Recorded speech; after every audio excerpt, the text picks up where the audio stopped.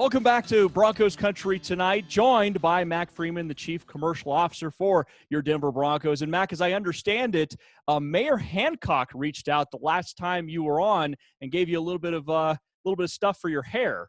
Tell us a little bit about that. As I think we noted on the show, that was the first public viewing of my hair. 24 hours later, I received a text from Mayor Hancock with a screenshot of me on screen with that hair, and he applauded and recognized me for bringing back the Jerry curl. So obviously, I'm lucky to have accomplished some things in my life, but this probably is right at the top.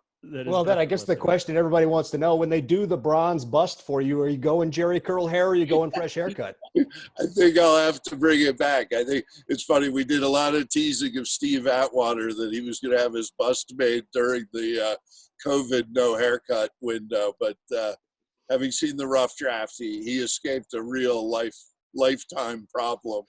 That's pretty epic. Great. That's awesome. Well, thanks for sharing that with us.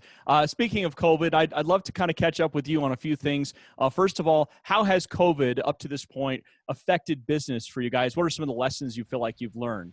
The things we've learned, I think, are things we already knew. One is just the phenomenal support this fan base gives our team. We've seen they've done everything we've asked them to do, and obviously the biggest thing has been asking them for patience, because the hardest thing these days is just not having answers. And, we're now getting into, a very short runway where I think the answers have to come pretty quickly.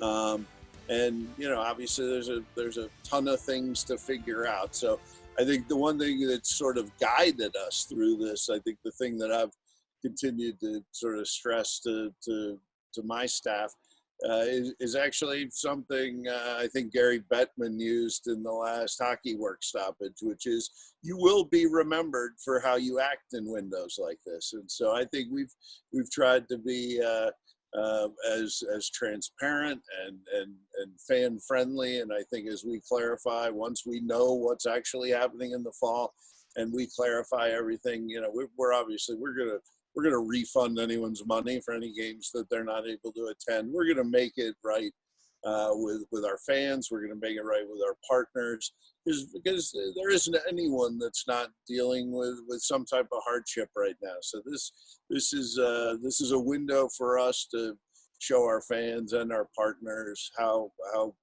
committed we are to the relationship with them. And I think we're actually optimistic that in a window like this, you can end up with longer, deeper, and more impactful relationships, having gone through something tough together. So, we're doing what we can and just waiting for that guidance from the state of Colorado, from the city of Denver, and from the NFL on how we need to be approaching the fall.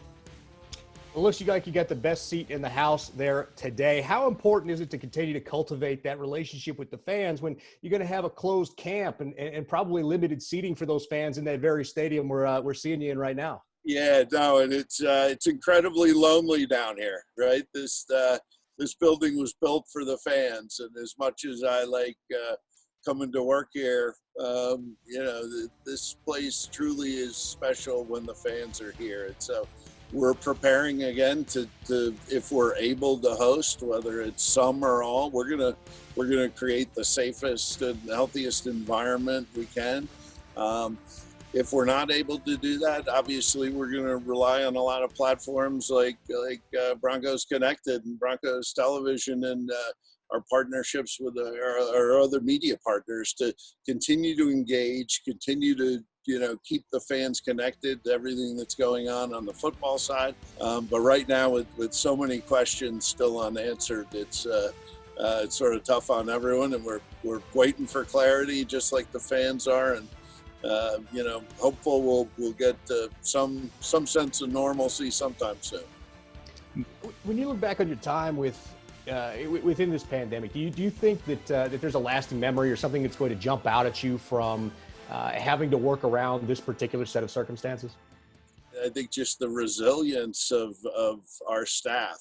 We have a lot of people who, their jobs are about meeting with people, interacting with people, selling, right? All sorts of different roles. And, we've had a lot of people have not just had to sort of pick up their office setup and just move it home. There's been a lot of fundamental changes in what they're able to do within that time. So when you talk about the corporate sales, that group has been great. They pivoted and focused on some areas like sports betting where there was an opportunity to do some things. It's been a really tough, I think, mental window, right? You can assume in sports, it's the same in sports media.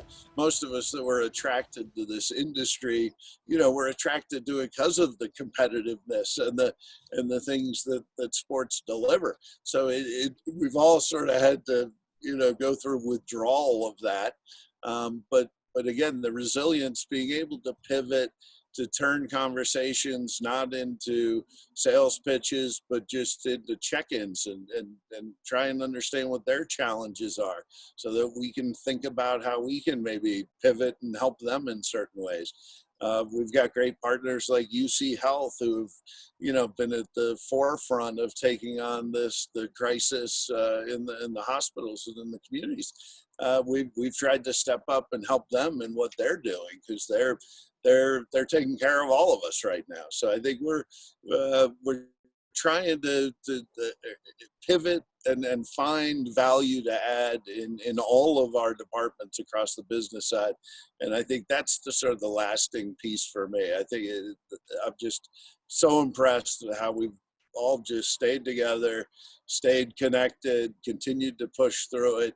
I got a lot of eager people waiting for the same answers all the fans are, and I'm hoping for all of us we get that soon.